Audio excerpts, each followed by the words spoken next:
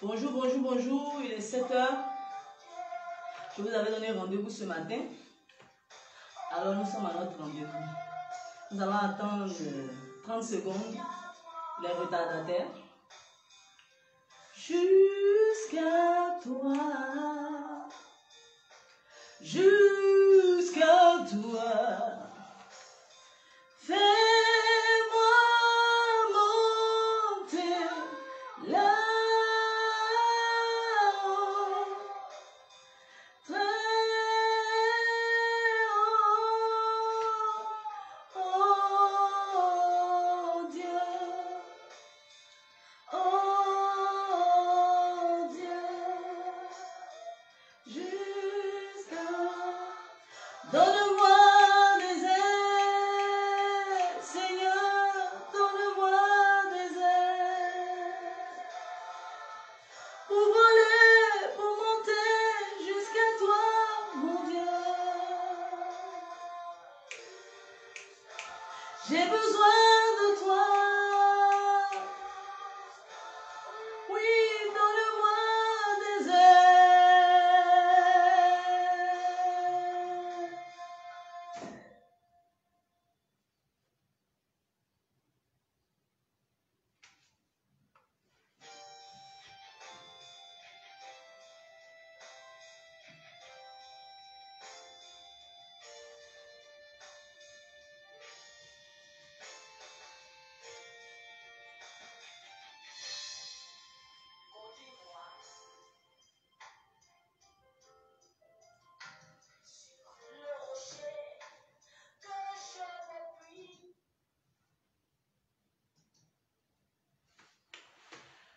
Gloire à Dieu. Je suis très heureuse de vous retrouver ce matin à l'occasion de notre session, notre deuxième session live, la croix et le mariage. C'est un réel plaisir, d'autant plus que c'est un témoignage de vie et d'édification, un partage pour édifier tous ceux qui peuvent se retrouver dans mon cas de figure et tous ceux qui même ne se retrouvent pas exactement dans mon cas de figure pourraient retrouver des aspects, des éléments pour leur permettre de marcher victorieusement dans leur vie chrétienne. La croix et le mariage. Alors aujourd'hui, nous allons parler de la croix et le mariage sous l'angle l'épouse d'un veuf. L'épouse d'un veuf. En 2019, avant de rencontrer David, mon époux, j'étais dans un temps de jeûne, de prière, de consécration avec ma mère. Et puis au 25e jour de ce jeûne, ma mère a fait un songe. Elle a fait un songe où il y avait 3 veufs qui me sollicitaient, qui me draguaient, qui voulaient être avec moi. Et puis j'étais très indifférente. J'étais indifférente, ne me disait rien.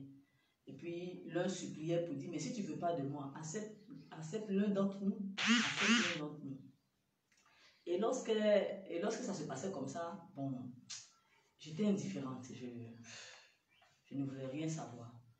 Et quand elle est sortie du songe, elle a dit, ah Seigneur, pourquoi des veufs? Pourquoi un veuf? Pourquoi un veuf?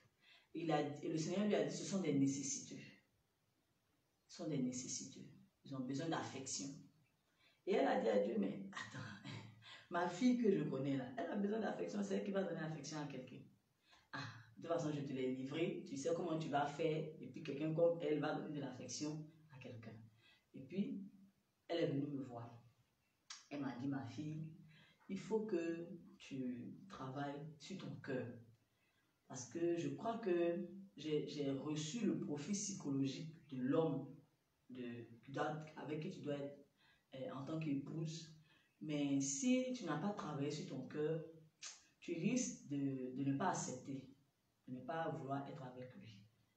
Donc j'ai travaillé, renversé les idoles, m'abandonner à Dieu, selon son plan, sa volonté, sa manière. J'ai dit à Dieu que je veux ce que tu veux. Alors, on se retrouve en 2020 où Dieu me fait croiser des vies. En 2020, près de juillet 2019, depuis 2020, juin 2020, donc pratiquement un an après, c'est là que j'ai rencontré Davy. Et je vous ai déjà raconté dans les vidéos précédentes de 2020 comment la rencontre s'est faite. Alors, quand je l'ai rencontré, lui et les enfants, vraiment, j'ai eu tout de suite compassion. Mon cœur était ému de compassion parce que je venais de voir quelqu'un pas très âgé et qui, avec ses 3 enfants, venait de perdre son épouse. Et c'était tellement frais, ça s'est passé en 2019. Donc, juste au moment où on s'est rencontrés, ça faisait juste un an plus tôt. Et vraiment, j'ai eu compassion. Quand je suis rentrée à la maison, j'ai prié. J'ai dit, Seigneur, ce frère-là, fait qu'il se retrouve vite. Il ne faut pas qu'il reste dans cette atmosphère de veuvage, de tristesse avec les enfants. Regarde comment les enfants sont mignons. Lui-même, bon, vraiment, c'est comme si sa vie a été court-circuitée. Vraiment, Seigneur, bénis-le avec une nouvelle épouse qui va l'aimer, qui va aimer ses enfants. J'avais commencé à prier comme ça et c'est dans cette veine-là que le Seigneur m'a révélé que l'épouse, c'est toi-même. Donc, j'ai reçu que c'est moi-même qui devais être l'épouse, qui devait consoler, qui devait aider, qui devait soutenir pour qu'il se relève. Alors, j'entre dans cette dynamique. Les enfants étaient déjà dans cette dynamique parce que les enfants, dès qu'ils m'ont vu, ils ont commencé à dire qu'ils ont trouvé leur maman. Donc, les enfants avaient déjà reçu du Seigneur. Et Davy, vraiment, c'était pas facile pour lui. Quelqu'un qui a perdu son épouse, c'est pas une épouse avec qui vraiment il a vécu des moments, ils se sont connus avant le mariage. Ça faisait au moins 30 ans de vie, on va pas dire vie commune, mais ils se sont connus, ça faisait au moins 30 ans. Ils se sont mariés, ils avaient, au moment où elle décédait, ils avaient 12 ans de mariage. Ils se sont connus depuis très petits.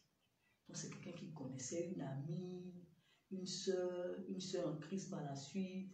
Ils ont été à l'église ensemble, et puis une épouse stable, vraiment aimante, avec qui ils partageaient beaucoup de choses. Donc c'était le chaos. C'était le chaos pour lui. C'était vraiment la catastrophe. Donc il a dû laisser même toutes ses activités, tout ce qu'il faisait à l'étranger pour rebrousser chemin parce qu'il était moralement down. Il était moralement cassé. Et donc, la vie n'avait plus de sens pour lui. Et quand il est arrivé, par la grâce de Dieu, il est rentré dans un programme dynamique de consécration, de prière. Ses amis qui l'ont hébergé l'ont aidé à rentrer dans une dynamique. Et c'est dans cette dynamique-là qu'on s'est rencontrés. Donc, ce n'était pas facile pour lui, mais les interpellations à gauche, à droite, les collègues, les amis, les parents, les pasteurs, tous l'interpellaient à reprendre vie. Donc, il a commencé à chercher Dieu. Il a commencé à chercher Dieu par rapport à ça et il a reçu que Dieu voulait qu'il se marie. Parce que ce n'était pas évident. Bon, c'était trop frais. C'était trop frais. Donc, on est rentré dans le mariage. Par la grâce de Dieu, Dieu a tout coordonné. On est rentré dans le mariage. Bon, pour lui et les enfants, un veuf et 3 orphelins de mère, ils ont trouvé une personne pour les consoler, les soutenir, pour les aider, comme tout le monde souhaitait pour eux tout autour. Mais, nous souvenez-vous qu'on parle de la croix et le mariage. La croix, c'est le moyen par lequel on permet à Dieu de se servir de nous pour accomplir sa volonté. C'est cette croix-là dont Jésus a parlé, puis il a dit, Père, s'il est possible que tu éloignes de moi cette coupe, mais non pas ce que je veux, mais ce que toi tu veux. Ça veut dire que ce n'était pas facile, mais il a choisi de s'abandonner à la voix de Dieu. Donc, la croix et le mariage, vu sous l'angle, l'épouse d'un veuf, quand tout le monde est content, parce que quelqu'un qui avait besoin de consolation, des enfants qui avaient besoin d'une mère ont trouvé une mère, quelqu'un qui avait besoin de consolation a trouvé une épouse, tout le monde est content, tout le monde a vraiment c'est bien. Personne ne pense à l'épouse. j'ai beaucoup entendu dire, nous on était là avant elle, donc il faut qu'elle nous traite bien. Donc des thèmes du genre, il faut que je vienne satisfaire, je vienne consoler. Tu n'as pas de vie en fait. Ça dit que tu es venu uniquement pour consoler. Et chaque fois, tout me rappelle que je viens après quelqu'un. Tout.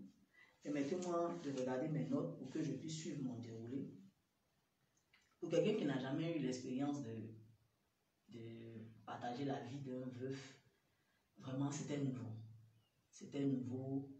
Bon, c'est quelqu'un de foncièrement bon, de foncièrement gentil. Mais vraiment, il faut le comprendre quant au fait qu'on ne balaie pas près de 30 ans d'expérience avec quelqu'un d'autre comme ça. Quelqu'un avec qui on a été proche pendant près de 30 ans. On ne peut pas balayer ça du revers de la main. Quand bien même on serait marié. Donc, sans faire exprès ou sans vouloir montrer qu'il n'a pas fini avec son passé, il avait tendance vraiment à rappeler chaque fois, à faire une comparaison entre son passé et son présent. Il avait tendance à faire des comparaisons. Il comparait tout le temps. Des petits commentaires, des petites réactions, et souvent il était dans son passé, ce qu'il avait dans le passé, ce qu'il était dans le passé, ce que sa vie était dans le passé. Il a cette tendance à relater cela parce que beaucoup de choses remontent, les expériences ensemble, les amis en commun et tout. Donc c'est pas facile pour lui. Bon, aussi les enfants. Tout. Ça dit que tout le monde me rappelle que ce ne sont pas mes enfants. Quel que soit où on va aller, les gens vont toujours leur demander: est-ce qu'elle vous traite bien? Est-ce qu'elle vous traite bien? Est-ce qu'elle se comporte bien avec vous? Automatiquement. C'est les réactions des gens. Automatiquement. Et puis, quand il y a une situation de décision, on ne me fait pas appel. On dit que c'est leur mère, donc il faut m'appeler pour demander ce que j'en pense. Tout le monde, en passant par les maîtresses d'école, les éducateurs, les directrices, la belle famille, la famille, tout le monde, tous ceux qui savent que ce ne sont pas mes enfants, prennent des décisions personnelles les concernant sans m'en aviser. Des fois où j'ai un peu de chance, on allait des vies et c'est lui qui les ramène à moi pour dire que les enfants ont une mère, il faut l'appeler, ou bien lui-même il me demande: voici telle situation, qu'est-ce que tu penses? Mais ça me blesse.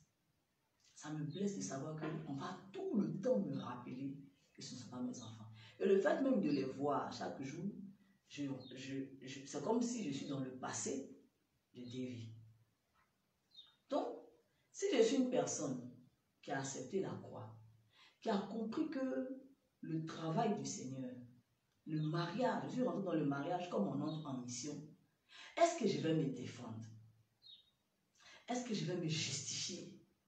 Est-ce que je vais dire à tout le monde: c'est moi qui suis le maire, pourquoi vous ne m'avez pas demandé? Pourquoi? Est-ce que je vais rentrer sur mes galons? Est-ce que je vais me venger? Est-ce que je vais les coincer, les couvrir? Ou bien, je vais porter ma croix simplement et puis laisser Dieu faire. Je vais abandonner mes désirs légitimes de recevoir de l'affection. C'est pour cela que je vous ai relaté le début, la première révélation que j'ai eue sur le profil psychologique de dévier des enfants, de ce qui devait être mon époux. Moi, je n'avais pas pour rêve d'épouser un homme qui avait déjà des enfants. Je me disais que j'allais avoir mon homme, on allait avoir nos enfants ensemble, je n'allais pas éduquer les enfants d'une autre. Mais Dieu conduisant les choses et m'étant abandonné au plan de Dieu, il m'a emmené à être l'épouse d'un homme qui avait déjà une expérience de vie qui est malheureusement mal terminée. Malheureusement mal terminée, brusquement, il ne s'y attendait pas. Ce n'est pas qu'il a choisi et tout. Et puis des enfants, 3 enfants orphelins de mère. Mais c'est le plan de Dieu, donc j'ai accepté le plan de Dieu. J'ai fait un travail sur mon cœur, j'ai accepté. Donc, cette acceptation de 2019 est venue me trouver en 2021 dans mon foyer. Elle est venue me trouver que voici la situation. Ils ont besoin d'affection, tu as besoin d'affection. Mais toi, tu dois faire taire ton affection et puis donner de l'affection sans rien attendre en retour. Parce que tu es en mission. Tu dois donner, tu dois donner, tu dois apporter, tu dois donner la vie, tu dois donner le soutien. Quel que soit ce qui se passe autour, quel que soit que les gens pensent à toi ou non, quel que soit que les gens te considèrent ou non, quel que soit que les gens te consultent ou non, quel que soit qu'on pense à ce que tu vis ou non, tu dois donner. C'est cela, porter la croix, vu sur ce temps. Porter ma croix. Parce que c'est comme ça, c'est ce que je peux faire qui va relever, dévier les enfants. Et Dieu va s'en trouver béni. Et par la suite, il va estimer que je dois recevoir. Parce que je sers le Seigneur en étant soumise à Dieu dans mon foyer. Mais ce n'est pas facile d'être dans un tel cas de figure. Parce que tout le monde te rappelle que nous, il faut simplement te comporter comme une consolatrice. Le reste là, on s'en fout. Qu'est-ce que tu vis, comment tu sens les choses, tes droits, tes besoins, tout, basta. On ne te consulte pas, on ne te considère pas, on ne t'appelle pas, directement on prend des décisions sur les enfants, tu es blessé, mais voilà, tant qu'à faire. Parce que ce ne sont pas tes enfants, non, ce sont nous tous nos enfants. Si c'était mes propres enfants, ils n'allaient pas aller directement vers eux. Mais j'ai vécu cette blessure au début et en travaillant avec le Seigneur m'a dit non, tu portes ta croix et tu avances. Parce que ça, on a déjà fait ce travail même avant le mariage. Donc je bénis le Seigneur de ce que, en tant qu'épouse d'un veuf, j'ai pu comprendre cela et rentrer dans cette dynamique. Parce qu'au départ, c'était pas facile. Bon, le fait d'entendre, le fait qu'on te dise ça, et puis le fait que tu le vives, ça fait deux choses. Avant qu'on ne vive ensemble, bon, ça paraissait tranquille, pas de problème. Les enfants sont merveilleux, ils sont câlins, ils sont aimants, des vies pareilles. Mais quand tu te retrouves maintenant dans l'environnement où les enfants, même sans faire attention, ils vont te rappeler que les mamans faisaient comme ci, les mamans faisaient comme ça. Telle chose, ah maman, notre ancienne maman faisait ça. Ou bien quand tu les reprimandes pour une situation donnée, ils vont aller s'asseoir pour pleurer, pour dire si c'était leur maman, elle n'allait pas les réprimander comme ça. Alors que tu sais que c'était ton propre enfant, il allait peut-être te bouder, mais il n'allait pas penser que si c'était une autre. Et à chaque fois que toi tu poses un acte de dureté, d'éducation et tout, c'est toujours amené à si c'était ma maman, elle n'allait pas me faire comme ça. Donc tu te retrouves toujours confronté au fait que tu n'es pas leur mère. Et tu te sens rejeté, tu te sens, voilà. Mais la croix veut que tu considères que ce sont des personnes qui ont besoin d'affection. Et que tu accomplisses la mission pour laquelle tu es là. Parce qu'on entre dans le mariage comme on entre dans le champ de mission. Je veux à ce stade de mon propos exhorter tous ceux qui se retrouvent dans le cas de figure de famille recomposée. Pour mon cas d'espèce, c'est une dynamique de malheureusement quelqu'un qui a perdu son ancienne épouse. Ce n'est pas un divorce et un remariage. Les divorces et le mariage, il y a d'autres cas de figure, la femme vient t'embêter, bon, il y a beaucoup de choses, ou bien, bon, toi-même aussi, tu ne rentres pas dans cette dynamique, donc il y a beaucoup de problèmes. Les gens pensent toujours que la femme qui va venir dans le nouveau foyer, elle va venir maltraiter les enfants, elle va venir se comporter bizarrement, c'est juste le foyer qu'elle cherche. Donc, ils ont cet esprit-là, cette pensée-là que on vient pour chercher le foyer, on vient pour maltraiter les enfants. On ne pense jamais qu'on peut se retrouver en face d'une personne qui est de bonne volonté, qui est d'un bon esprit, et qui peut souffrir du fait qu'elle n'a pas de retour. On ne pense jamais. On se dit toujours, même les enfants le disaient, la plus grande disait qu'elle avait peur que son père se remarie parce que la femme qui va venir les maltraiter parce qu'elle a vu ça dans beaucoup de foyers. Elle a vu ça dans beaucoup de foyers que la nouvelle femme, là, elle vient, elle les maltraite, elle les traite durement, bon, c'est pas intéressant. Donc, elle avait peur que son papa se remarie. Bon, on se retrouve dans un cas de figure où on fait tous les efforts pour les aimer, les assister, sans oublier qu'il faut éduquer des enfants.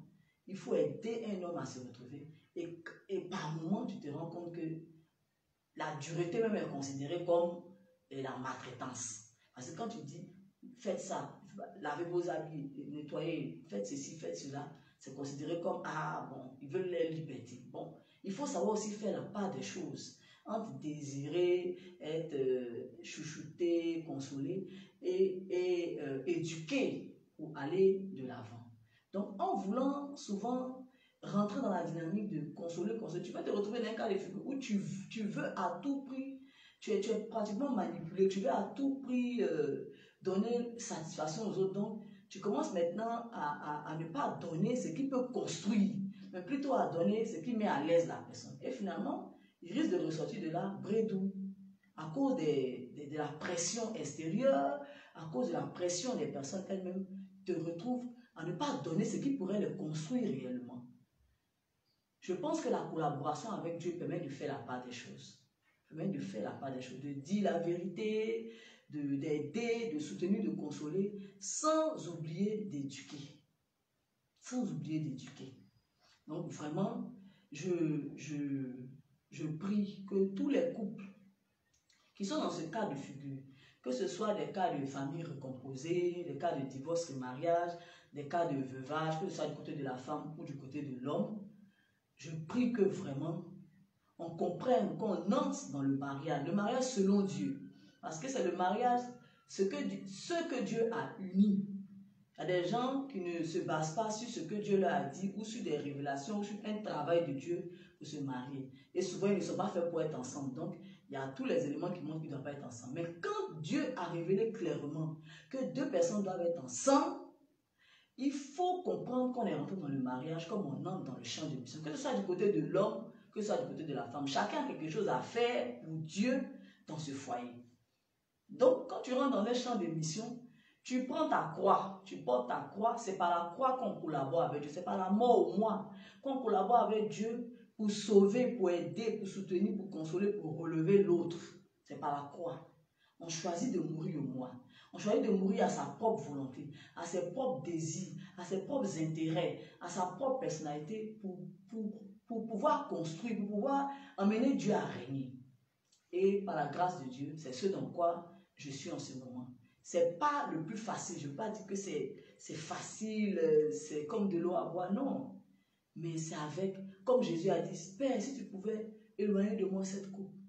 Donc c'est avec beaucoup de peine, avec beaucoup de pleurs, de lamentations, de supplications devant Dieu. Mais on accepte de suivre ça parce que à la clé, il y a une victoire, comme Jésus l'a été. Il est parti mourir à la croix, mais aujourd'hui c'est son nom.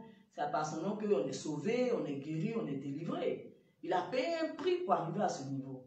Donc, Dieu n'est pas méchant, Dieu n'est pas mauvais pour nous faire tomber dans des choses et puis bon, il n'y a rien à la clé. Non, le mariage c'est un bonheur, mais si tu viens servir Dieu, ce bonheur-là que tu désires, il faut commencer par servir Dieu de tout ton cœur.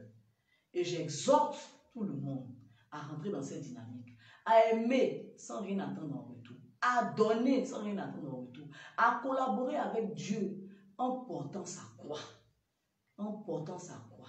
Ne pas se venger, ne pas se justifier, ne pas résister, mais dire à Dieu, qu'est-ce que je peux faire pour toi, pour que mon époux, mes enfants se sentent consolés, ils se retrouvent, ils s'en sortent, ils retrouvent la vie qu'ils ont perdue. Parce que on peut voir un homme qui fait des efforts, il a fait beaucoup d'efforts, jusque-là il a vraiment progressé, mais lui-même il s'est retrouvé surpris de voir que il ne peut pas se détacher facilement comme ça de son passé. Il y a des amis qu'ils avaient en commun. Son ancienne épouse et lui, ils avaient des amis en commun. Il y en a qui l'ont carrément raccroché parce qu'ils se sont dit que s'ils restent amis avec lui pendant qu'il est marié avec moi, ils sont en train de trahir l'ancienne épouse. Donc voici autant de frustration. Et ils le disent, ils affichent ouvertement que eux, bon, voilà. Parce que souvent ils croient qu'il a fait exprès de se marier, quelqu'un qui a été précipité en catastrophe dans un nouveau mariage. Il a dû prier, je n'ai demandé à Dieu, est-ce que c'est la volonté de Dieu pour rentrer dans ce mariage? Mais comme ça s'est fait en un laps de temps rapide, on croit que bon, peut-être on se connaissait avant, on ne se connaissait ni d'Adam ni d'Ève, on ne se connaissait pas. C'est Dieu qui nous a mis ensemble. Donc beaucoup de gens, bon, nous les anciens amis, non, nous en tout cas, Nous, c'est l'autre, on voulait que, bon, comme s'il a fait exprès, comme si elle est décédée par sa volonté ou son souhait, rien même qu'elle a souffert jusqu'à tout abandonner pour venir se jeter au pied de Dieu en Côte d'Ivoire. Mais on ne voit pas sa souffrance. Quand il est rentré dans le mariage, j'ai pu percevoir un homme qui a besoin d'affection. J'ai pu percevoir. Au départ, je revendiquais l'affection. Pourquoi tu ne fais pas ceci? Pourquoi tu ne fais pas cela? Il faut m'appeler, il faut faire comme ça, il faut faire comme ça. Après, quand j'ai commencé à mieux m'intéresser à lui, j'ai vu que faut que je lui permette de faire son deuil. Il faut que je lui permette de parler de ses expériences passées. Il faut que je lui permette même souvent de faire des comparaisons. De comparer, de montrer. Il faut que je lui permette de faire son deuil. Il faut que je lui permette de s'éviter. Donc, l'empêcher d'exprimer tout ça, c'est comme si je l'empêchais de finir avec ce passé. Donc, il fallait accepter de supporter, même d'entendre certaines choses. Parce que il faut qu'il puisse s'exprimer sur ce qu'il a l'air d'avoir perdu, comment il se sent. Il faut lui permettre de s'exprimer. Il faut lui permettre de s'exprimer, même si ça fait mal, même si, bon, vraiment, on se sent. Mais il faut accepter cette croix parce que c'est par cette expérience qu'il guérit petit à petit. Il guérit de ses blessures intérieures. Il guérit de ce il en a voulu à Dieu à un moment donné. Parce que, bon, tu vis avec quelqu'un juste quand tu t'attaches à un point P et puis, bim. Bon, pas bim, mais catastrophe, la personne s'en va. Et puis, on te demande encore de te remarier, de venir t'attacher encore à quelqu'un. Bon, quand c'est comme ça, tu ne comprends pas la situation. Tu ne comprends pas. Et c'est difficile de te donner tout entier parce que tu as peur de te donner encore pour recevoir ce même coup de massue. Donc, beaucoup de choses. Et c'est une croix à porter. Parce que quand tu vois que l'homme qui est en face de toi a du mal à se donner tout entier parce qu'il a des blessures intérieures, il faut prendre le temps de l'aider à guérir de ses blessures intérieures. Si ça va durer 1 an, ça va durer 2 ans, ça va durer le temps que ça va durer. Mais quand il sort de là, moi j'ai pu entrevoir que c'est quelqu'un de foncièrement très bon. Il est bien. Il correspond au profil de personne que j'ai demandé à Dieu. Seulement, il faut lui donner du temps. Il faut comprendre. Il faut l'assister, il faut le soutenir. Donc, j'exhorte toutes les personnes qui sont dans ce cas de figure, que ce soit par veuvage, que ce soit par divorce et remariage, que ce soit par je ne sais quel moyen, à travailler